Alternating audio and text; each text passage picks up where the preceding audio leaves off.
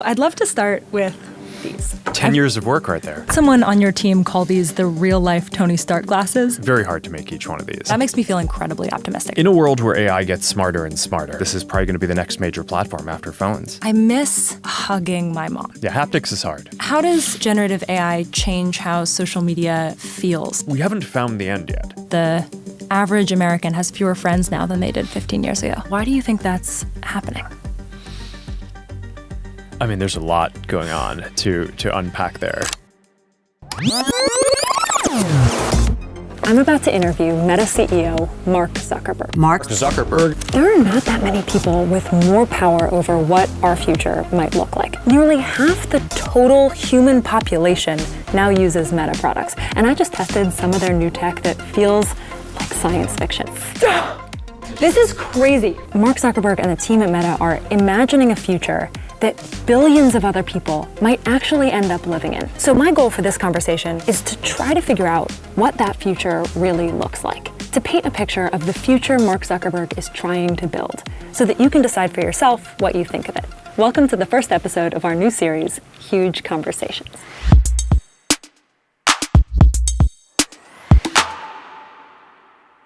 Hey, good to meet you. Thanks for doing this. Yeah, looking forward to it. Awesome. I'd love to tell you what my goal is of this conversation. Go for it. So we have a show called Huge If True, which is this very optimistic show about science and technology and the potential futures that we can build. And in every episode, we're sort of exploring what does it look like if you play a certain technological future out. And so my goal in this conversation is to try to help people see the future that you're imagining when you're building the products that you and the Meta team are building. What are you imagining this looks like in the future? How are you imagining people use this? Sure. All of that. Yeah. Cool. All right. Awesome. So I'd love to start with these. Let's do it. 10 years of work right there. I got to demo them a little bit earlier today. I heard someone on your team call these the real-life Tony Stark glasses. We're getting there. But I'd love to just hear in your voice, what are these? Well, these are the first full holographic augmented reality glasses, I think, that exist in the world. We've made, I think it's a few thousand or something, right? Very hard to make each one of these.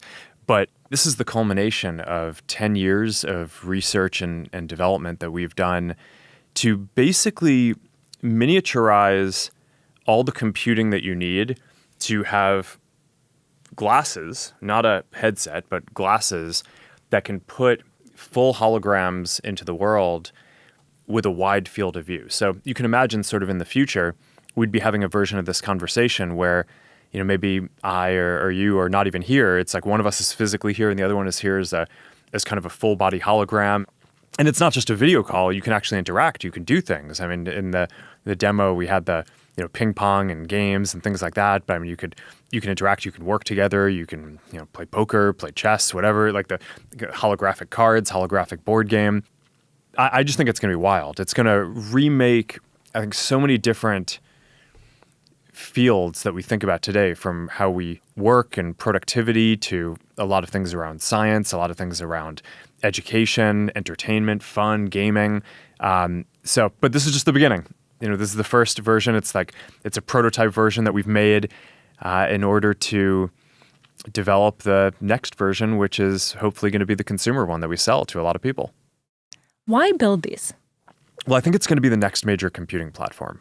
So if you look at like the grand arc of computing over time, you've gone from like mainframes to computers that basically like live on your desk or on a tower, to phones that you have in your hand that you basically can take with you everywhere that you want, but it's pretty unnatural, right? It takes you away from the world around you.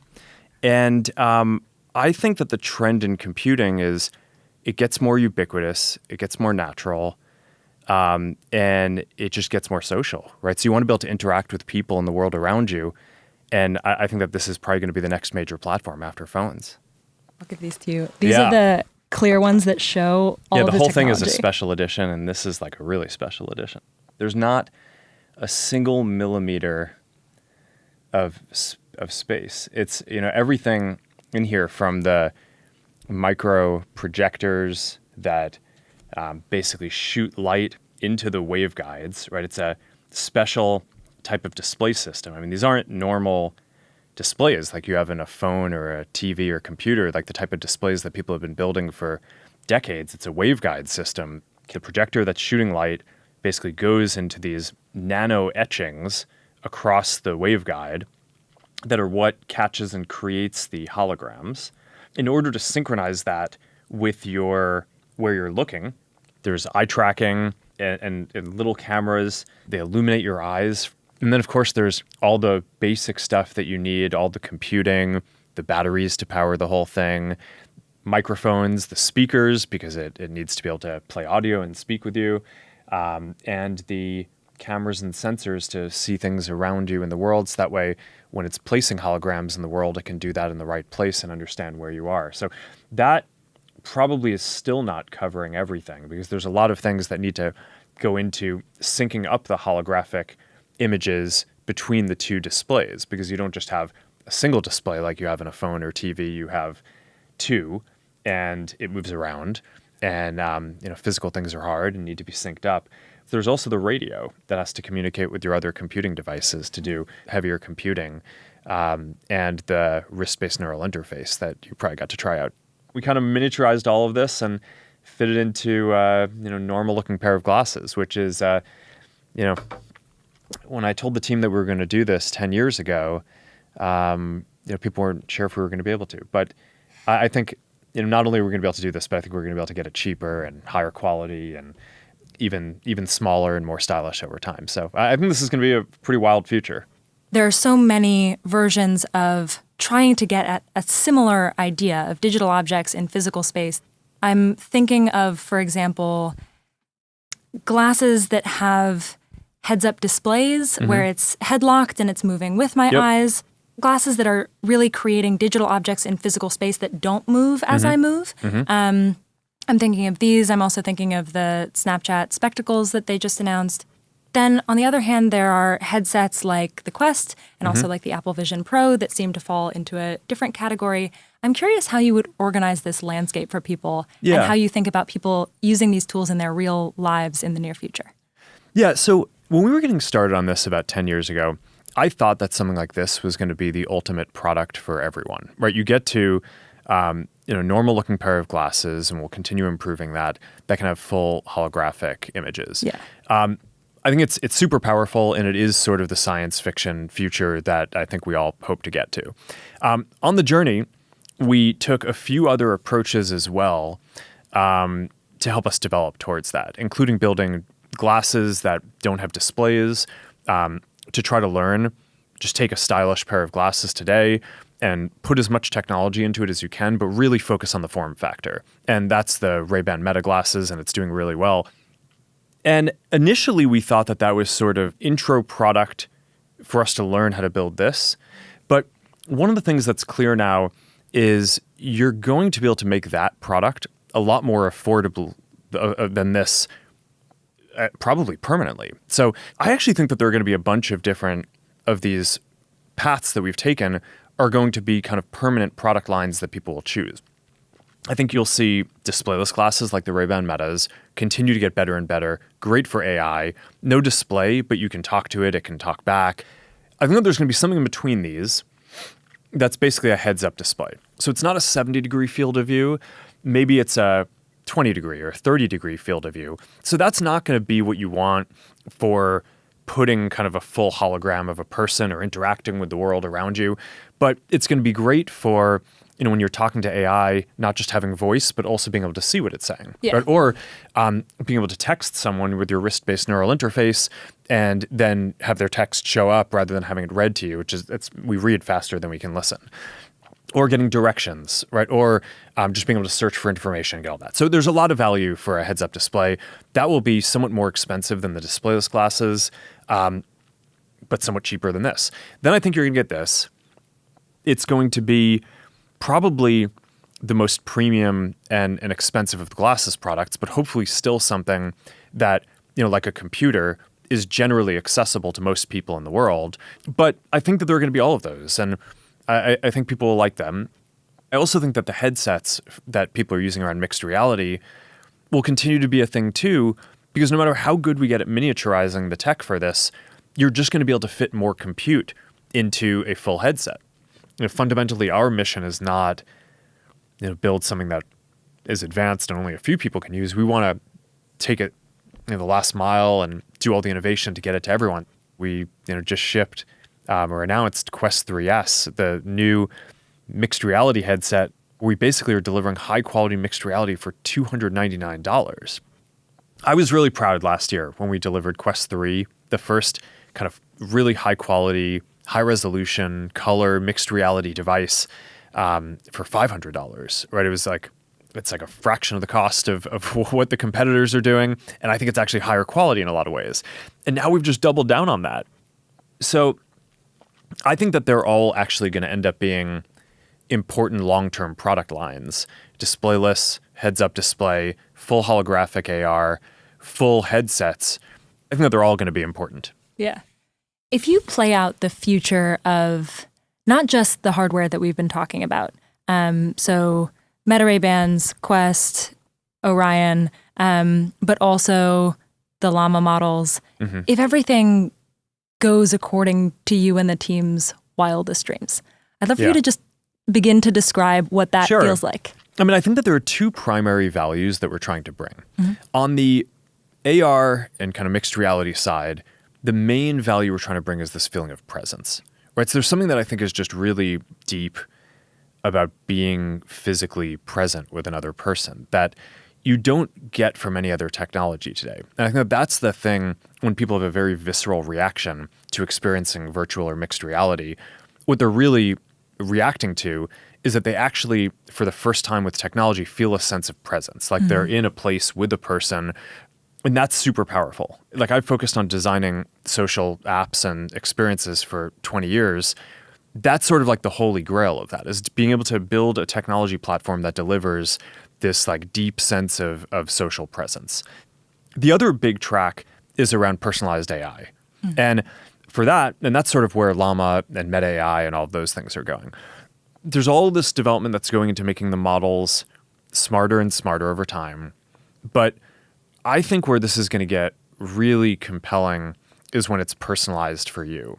And in order for it to be personalized for you, it has to have context and understand what's going on in your life, both kind of at a global level and like what's physically happening around you right now. And in order to do that, I think that glasses are going to be the ideal form factor because they're positioned on your face in a way where they can let them see what you see and hear what you hear, which are the two most important senses that we use for kind of taking in information and context about the world. I think that this is all going to be kind of really deep and profound stuff. But it's basically those two things. It's this feeling of presence and this capability of really personalized intelligence that can help you. I'd love to talk about each of those two things. The first on presence, I owe a lot to being able to connect with people online, right? This job that I have is by definition that. Yeah. Also with my family. My parents don't live anywhere close to me. I video call them a lot.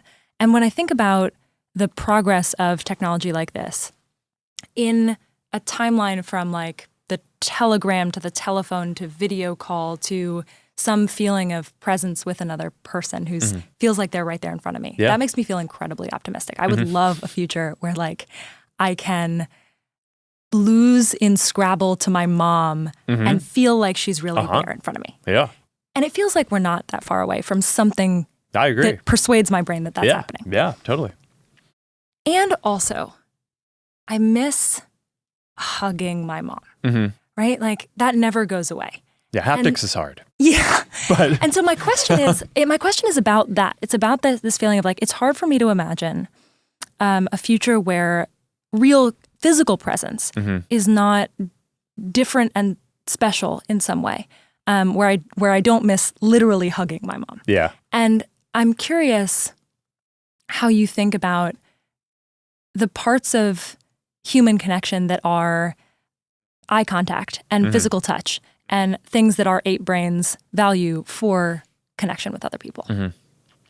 Yeah, well, eye contact I think we're going to get to a lot before the touch part. For haptics, I do think we'll make progress on that, but it's obviously, there's a spectrum there too, from kind of hands, which is where if you draw out the kind of like homunculus version of a person in terms of like what are our kind of sensory, what's like the majority of what we're sensing. It's like funny. it's hand. Yeah. So I think being able to do that for your hands is probably the most important place to start. And you have a rough version of that with controllers today.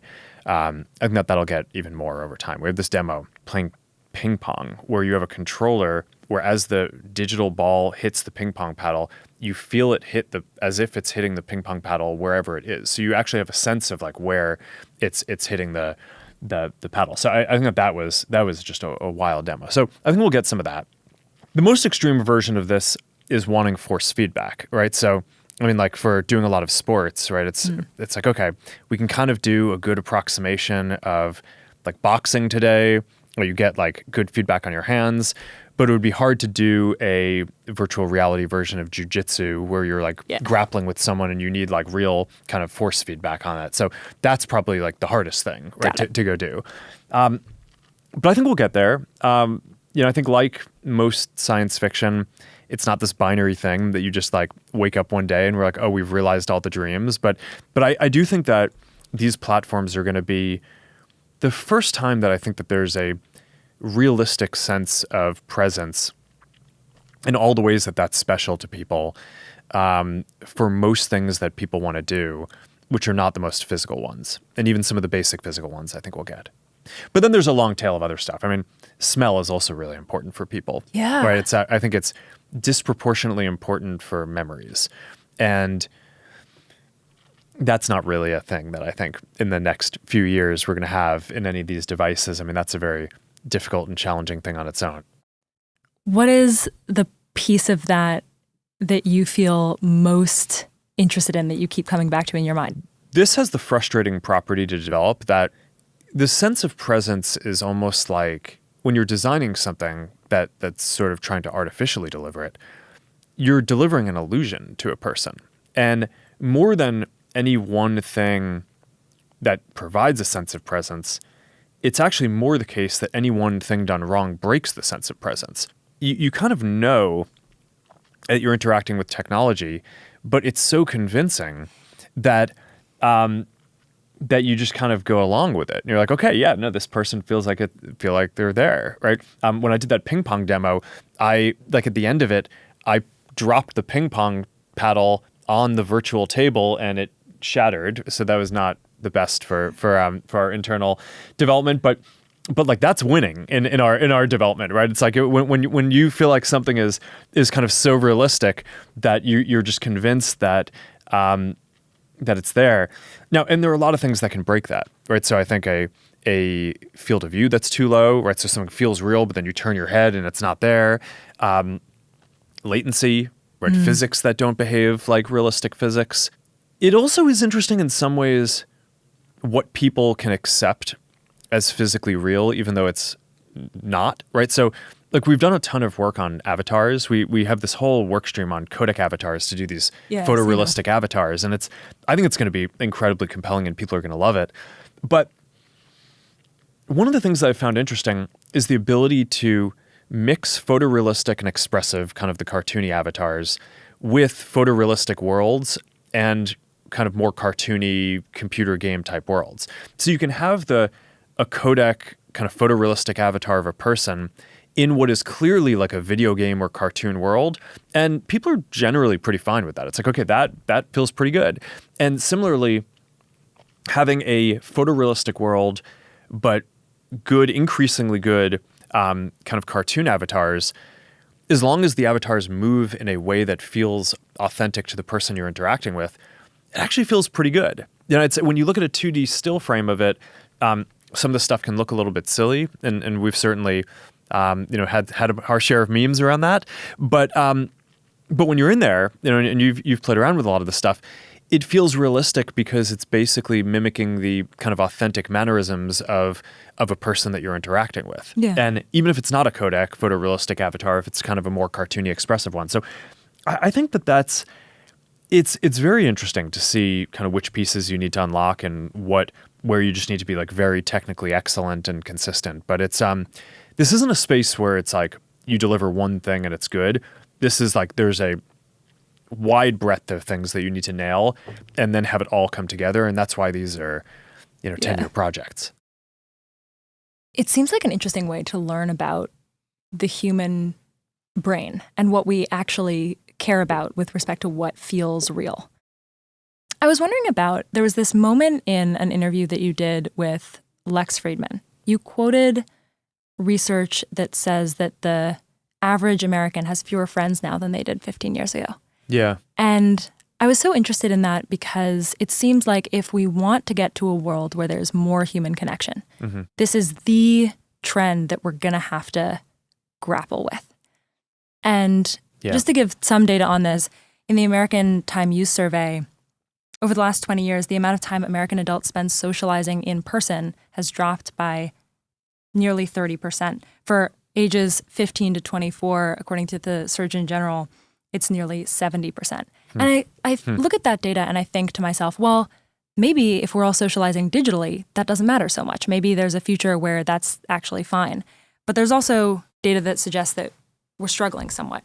The number of Americans who say that they don't have a single close friend, that share has jumped really from 3% to 12% in the last 30 years.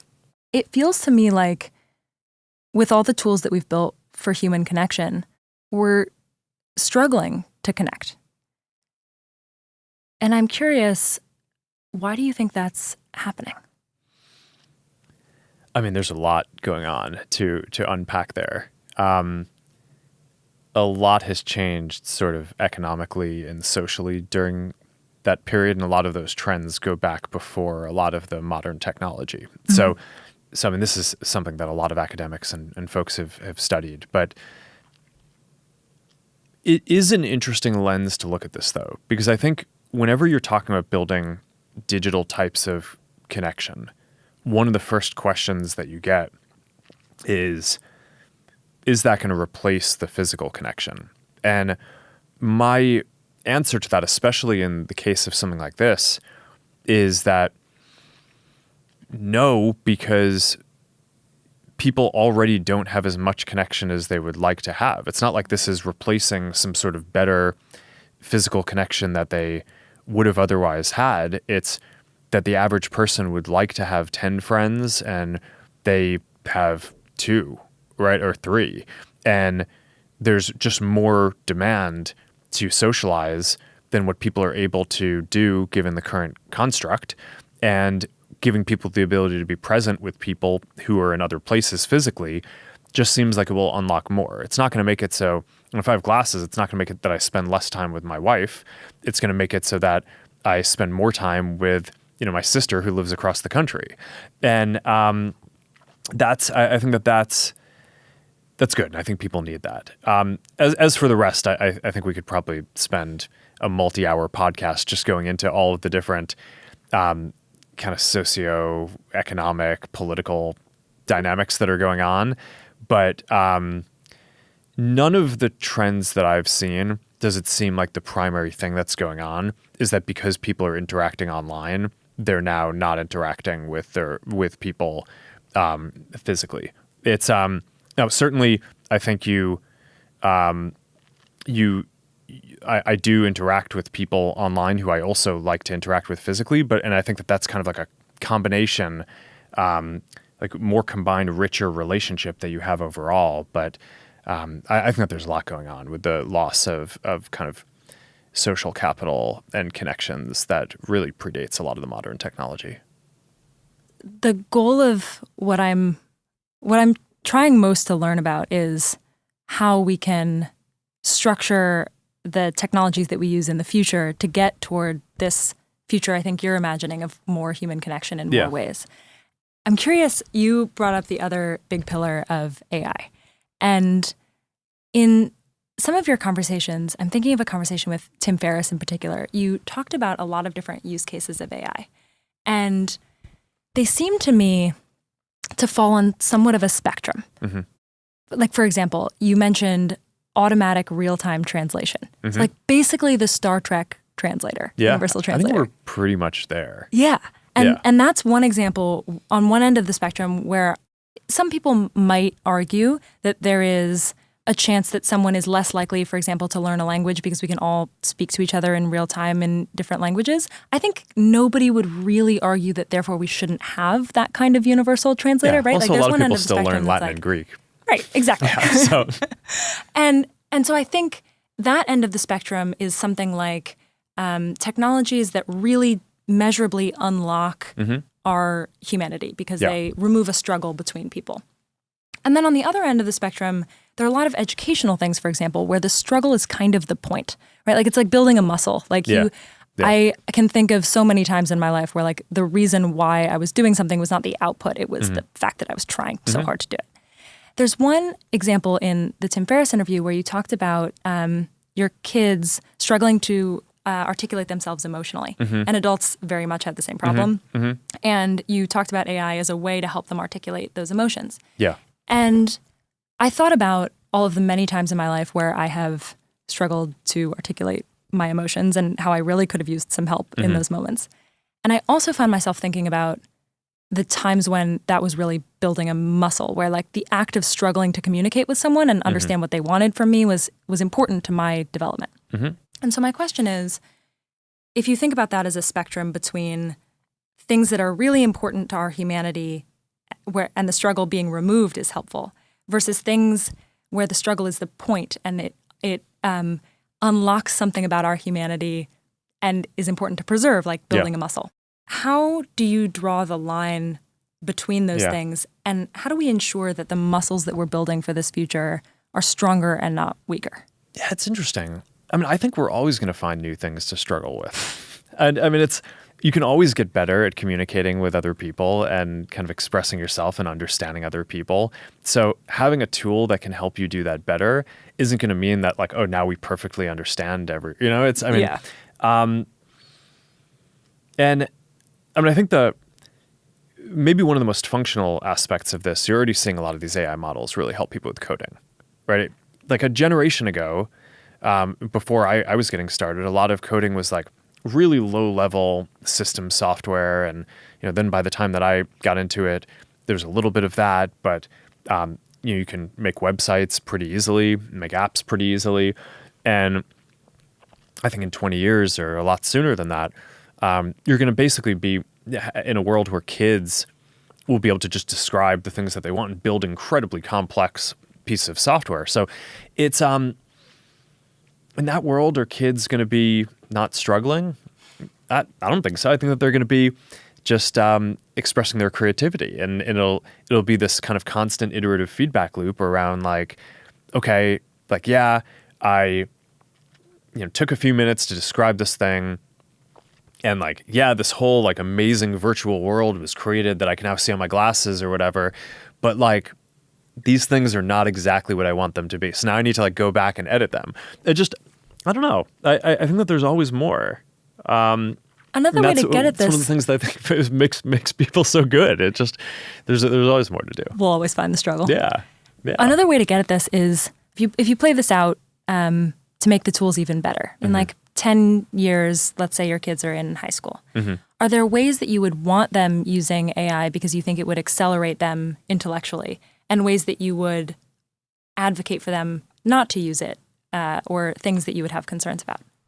I mean, I think that there's some things that you need to be able to do yourself. I think that that's a lot of the basic fear that people have around this. I agree with that. Is that while we're building these amazing tools, we get away from this self-confidence and ability of being able to do like this basic stuff yourself. So it's like, all right, you have a calculator, but it's still good to be able to do kind of basic math in your head, because there are a lot of things that come up throughout the day that you just want to have a general numeracy around, right? That often they're not expressed in numerical terms, but just in terms of understanding trends or understanding arguments that people are making, you kind of need to understand the shape of how numbers come together. And so I think one of the big debates is like, should we still teach our kids to program computers? Even though you're going to have these tools in the future that are just so much more powerful than anything that we have now to produce incredibly complicated pieces of software, I think the answer to that is probably yes, because I think teaching someone how to code is teaching them a way to think rigorously. And that even if they're not doing most of the code production, I think it's important that you kind of have the ability to think in that way. And I think it's going to just make you generally a better thinker and better person. So yeah, maybe that's like this generation's version of calculators. It's like, so you'll want to use the calculator, but you'll also want to be able to generally do without it. Other ones like language, I don't know. I mean, different people can come out. I mean, I think this is one of the interesting questions about parenting these days. Is like, is just kind of like what's important to teach your kids in an era where so much is going to change over the time that they're even in school. Language, I think you can make similar arguments. I think that there's a lot of it's probably going to be less functionally relevant in the future to learn multiple languages, but it sort of helps you think in different ways. I've found from the languages that I've studied that a lot of it, you learn about the structure of your own language. You can, you also learn about the culture, right? Because so much of how things are expressed in different places is tied to the nuance and the history of kind of how. So I think that's all valuable and interesting stuff to get into. But then, I don't know, at the same time, we only have so many hours in the day, so people need to prioritize what they're going to learn. And it may be that, okay, in a world with perfect translation, which, by the way, we basically just announced on the Ray-Ban Metas that now you're going to be able to just like you go to different countries. We're starting out. Yeah, we're starting out with just a few languages, but we'll roll it out to more. And you could be traveling anywhere, and you have your glasses, and they just translate in real time in your ear. So it's wild. So I think people are going to need to choose what they want to focus on going forward. How do the developments that we've been talking about in AI intersect with social media and the platforms that most people use today? There's a future where there's generated images and generated text and maybe AI influencers. How does generative AI change how social media feels in the future? Yeah. I mean, I think that's a really deep one. There's already been one big shift, which is that social media started out as people primarily interacting with their friends. And now it is, at least half of the content is basically people interacting with creators or content that's not created by people who they kind of personally know. So we sort of already have that paradigm. And I think AI is probably going to accelerate that. It will give all these people additional tools, right? So your friends will create kind of funnier memes and more interesting content. That'll come from a lot of different ways. I think some of it will be, okay, your friends have glasses and they capture a bunch of stuff, and before they might have not been able to edit it to make it interesting, or maybe it was just too much work, or they didn't even realize that they captured something amazing, but now the AI is like, hey, I made this thing for you out of your content. And it's like, okay, that's awesome. People will enjoy that. Creators, obviously, kind of much more specialized skills are going to be able to use even more advanced AI tools to make more compelling content. But then I think that there will be a bunch of kind of green field type stuff where maybe in the future there will be content that is purely generated by AI, by the system, personalized for you. Maybe it's summarizing things that are out there that are going to be interesting. Maybe it's just producing something funny that makes you laugh. This is going to be a very kind of deep zone that there's a lot to experiment with. I think that there are going to be AI creators as well as creators building AI versions of themselves. I mean, that's a thing that we just showed too at Connect is basically, I mean, if you're a creator, one of the big challenges is all right, there are only so many hours in the day, and your community probably has a nearly unlimited demand to interact with you, and you want to interact with them because you're trying to grow your community. I mean, that's both socially and from a business perspective. That's sort of, growing the community is an important part of what every creator does.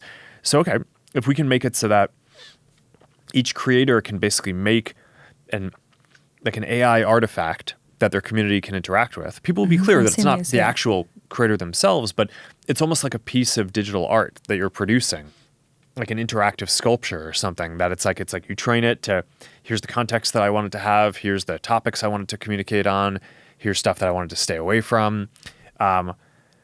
You're giving your community something to interact with when you can't be there to kind of answer all the questions.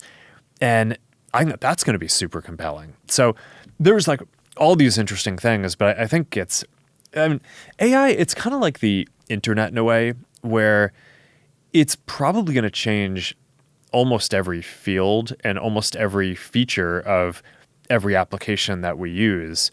It seems sort of hyperbolic to say that, but I do think that's true. And it's just hard to sort of enumerate all the different things up front. But I think that over the next 5 to 10 years, we're just going to explore the impacts in each of these areas. And it's going to be like an amazing amount of innovation and really exciting. I feel two things simultaneously when you say that. I feel both like I really want to be optimistic about the future of these platforms. And I obviously have gained so much from an enormous pace of change, right? Like everything that we're doing now. And what I actually feel is worried. I feel some specific concerns around the way that, I might communicate with an audience and the way that they might respond to that, or the way that human communication might change, but also more generalized, just sort of fear of the pace of change and worry. Yeah. And I don't think I'm alone in that feeling. Yeah, and you're supposed to be the optimist. I know.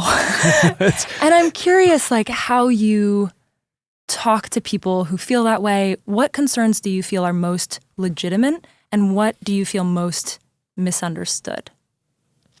I think the pace of change is always a concerning thing, right? It's there is a lot of uncertainty about how things will go in the future, and we're all going to get really amazing new tools to do both our hobbies and our jobs, and they'll make it so we can do better work and have better lives. But at least on the professional side, it's going to be our responsibility to keep up with that, or else it's going to be difficult for us to compete with other people who are doing a good job of kind of keeping up with the new trends. So I get it. I mean, I think, especially in the, line of work of being a creator, I mean, it's a very sort of competitive space. I don't think that like creators necessarily think about it as competitive, but it is, right? It's like, and so I get it. I think that this is going to make it so that like the quality of work that people produce and how interesting it is and how much they can communicate and like really efficiently is just going to kind of go through the roof.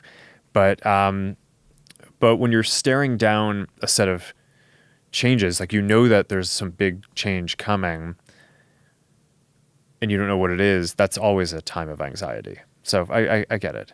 If I take my creator hat off and I'm just a person who is young-ish, starting out my career-ish, starting out building a family, how would you advise someone like me to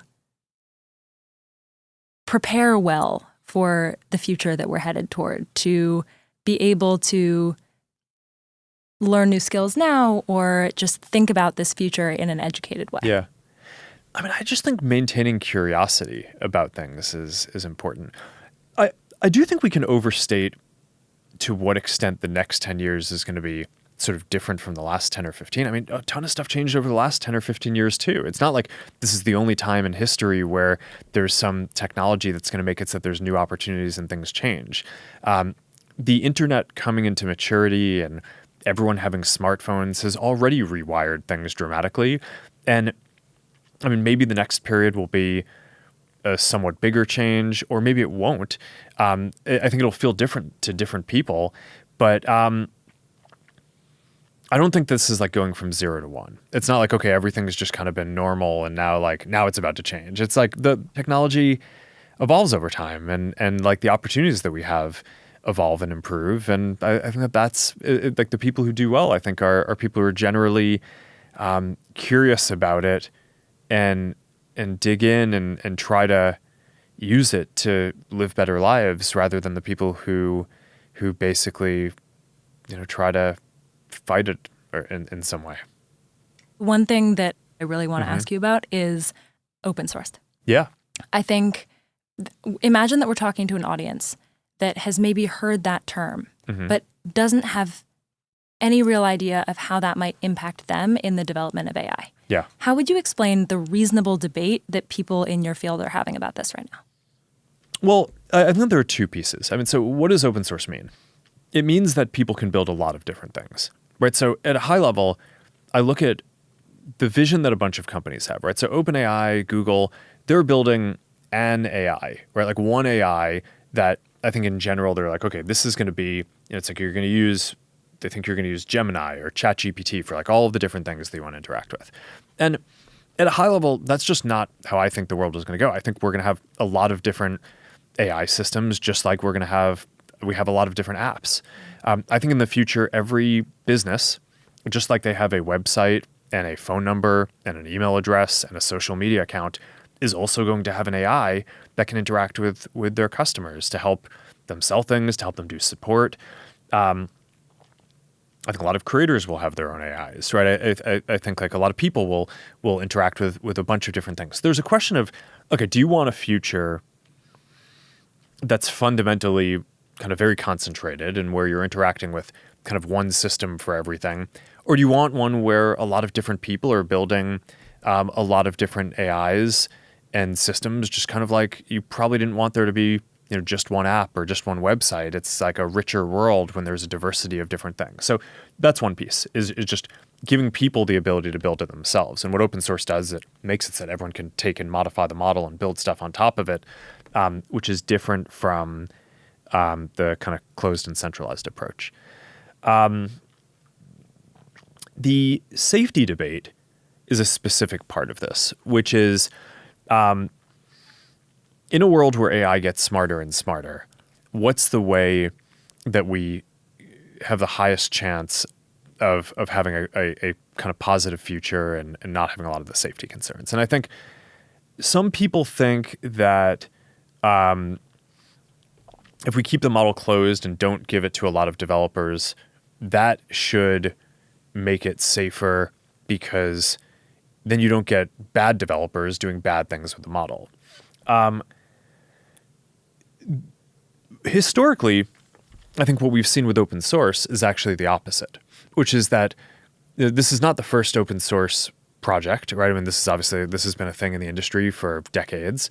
And I think what we've traditionally seen is that open source software is safer and more secure, largely because you put it out there, more people can scrutinize it because they can see all parts of the system.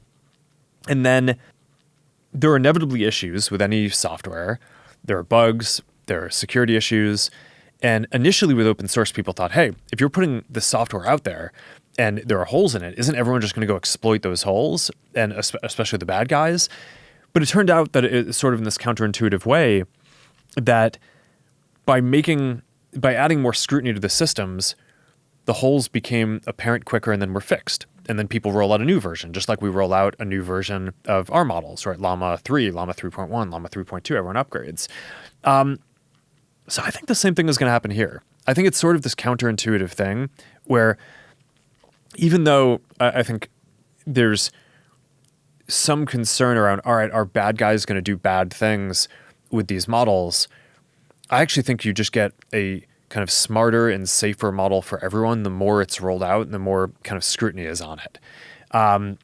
And then part of that is we get feedback and we make the model safer so that as we roll it out to more people, it's safer for more people to use. So I think that the history of open source and the software industry generally would suggest that open source is going to lead to a more prosperous and safer future. Our show is called Huge If True. And what I mean by that is kind of testing the most optimistic, non-obvious thing. Mm-hmm. And so my question to you is, what is the biggest open, genuine question on your mind right now? In which field? You're in so many.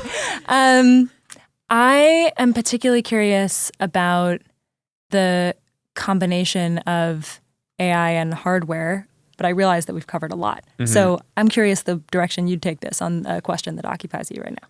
Gosh, I mean, I think maybe one that's a little more AI specific is there a current set of methods that seem to be scaling very well, mm-hmm. right? So with past AI architectures, you could kind of feed an AI system a certain amount of data and use a certain amount of compute, but eventually it hit a plateau. Mm-hmm. And one of the interesting things about these new transformer-based architectures over the last 5 to 10 years is that we haven't found the end yet. So that leads to this dynamic where Llama 3 we could train on 10 to 20,000 GPUs. Llama 4, we could train on more than 100,000 GPUs. Llama 5, we can plan to scale even further. And there's just an interesting question of how far that goes. It's totally possible that at some point we just hit a limit, and just like previous systems, there's an asymptote and it doesn't keep on growing. But it's also possible that that limit is not going to happen anytime soon, and that we're going to be able to keep on just building more clusters and generating more synthetic data to train the systems, and that they're just going to keep on getting more and more useful for people for quite a while to come. And it's a really big and high stakes question, I think, for the companies, because we're basically making these bets on how much infrastructure to build out for the future. And this is like hundreds of billions of dollars of infrastructure. So I'm clearly betting that this is going to keep scaling for a while. But it's one of the big questions, I think, in the field, because it is possible that it doesn't. That obviously would lead to a very different world where I'm sure people will still figure it out eventually. You just need to make some new fundamental improvements to the architecture in some way. But that might be a somewhat longer trajectory for, okay, maybe, the kind of fundamental AI advances slow down for a bit and we just take some time to build new products around this. Or it could be the case, and that's what I'm betting on, that the fundamental AI will just continue advancing for quite a while, and that we're going to get both a new set of products that are just really compelling in all these ways, and that the technology landscape and what's possible will just continue being dynamic over like a 20-year period. And that's probably what I'd guess is going to happen. But I think it's one of the bigger questions in the industry and kind of for technology across the world today. Is there anything else that you want to say? I don't know. Awesome. I think we're good. Amazing. Yeah. Thank you so much for doing this. Yeah. No, thank you.